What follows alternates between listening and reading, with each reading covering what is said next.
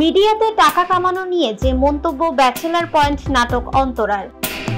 ৭৫ কোটি টাকায় বিক্রি বাংলা ছবির টিকিট। ভারতে নিষিদ্ধ পাকিস্তানের যে তারকারা।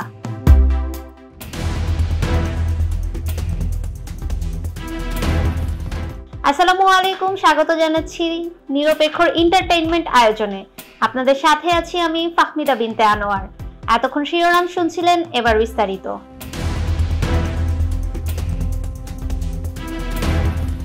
অভিনেত্রী ফারিয়া শাহরিনের ছবিজাঙ্গনের পথ চলার শুরু অনেক বছর আগে থেকেই। দীর্ঘ সময়ের এই ক্যারিয়ারে কাজ করেছেন বেশ কিছু নাটক ও বিজ্ঞাপনে। তবে তার পরিচিত সর্বমহলে পৌঁছেছে কাজল আরিফিন অমির ব্যাচেলার পয়েন্ট নাটকে অন্তরা চরিত্রে অভিনয় করে। তাই তো ফারিয়ার চেয়ে এখন অন্তরা নামেই তাকে বেশি চেনে দর্শকরা। বিগত কয়েক বছরে দর্শক মহলে ব্যাপক সাড়া ফেলেছে ব্যাচেলার পয়েন্ট ফ্র্যাঞ্চাইজি। ইতিমধ্যেই 4টি ধারাবাহিক দেখে ফেলেছেন দর্শকরা। এবার আসছে এর সিজন 5, আর সেখানেও এবার দেখা যাবে অভিনেত্রী শাহরিনকে। সম্প্রতি গণমাধ্যমের মুখোমুখি হন ফারিয়া শাহরিন।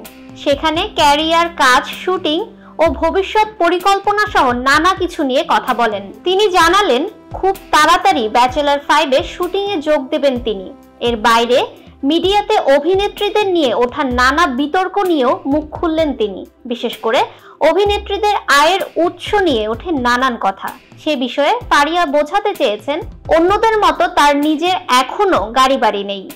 ফারিয়া শাহরিন বলেন, মিডিয়াতে থাকলে আসলে টাকা কামানো যায়, এটা ভেরি ট্রু, কিন্তু বাংলো, গাড়ি বাড়ি আমার আসলে এসব কিছুই নেই।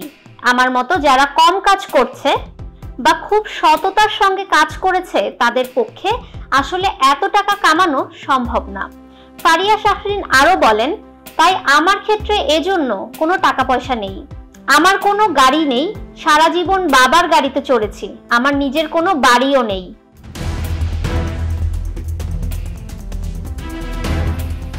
$৭৫ কোটি টাকায় বিক্রি বাংলা ছবির টিকিট। যে বাংলা সিনেমা নিয়ে হতাশায় ডুবতে বসেছিল ঢালিউড, সে এখন আশা দেখাচ্ছে। ভরসার হাতছানি দিচ্ছে সিনেমার প্রযোজক, পরিচালক, শিল্পী, কলাকৌশলী ও দর্শকদের। চলতি বছরের ঈদুল ফিতরে ৭৫ কোটি টাকায় বিকিয়েছে বাংলা ছবির টিকিট। অঙ্কটি অবিশ্বাস্য। ঈদুল ফিতরে মুক্তি পাওয়া সিনেমাগুলো প্রদর্শনী মাস পেরিয়েছে, এখনো দর্শকদের দেখা শেষ হয়নি বলে হল থেকে নামেনি ছবিগুলো। জেলা শহরগুলোতে এক পর্দার কোনো হল থেকে শোনা যাচ্ছে মাঝরাতে শো চালানোর খবরও। বিশেষ ব্যবস্থায় অনেক উপজেলায় চলেছে সিনেমাগুলো। বিশেষ করে শাকিব খানের বরবাদ ছিল আগ্রহের শীর্ষে।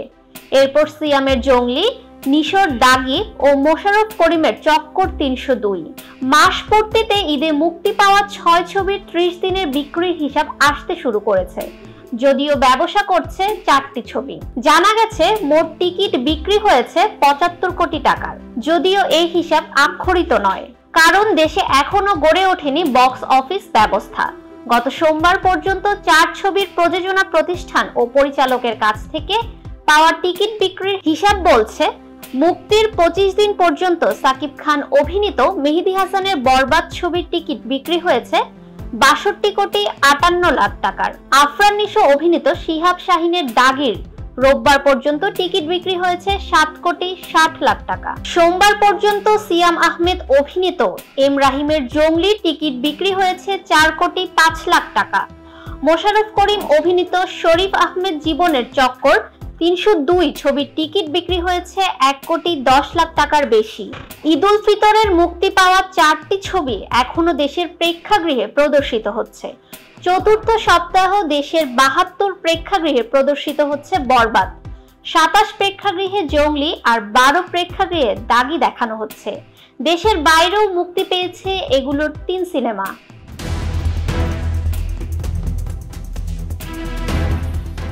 ভারতে নিষিদ্ধ পাকিস্তানের যে তারকারা। কাশ্মীরে জঙ্গলি হামলার জেরে এবার ভারতে নিষিদ্ধ হলো পাকিস্তানি তারকারা।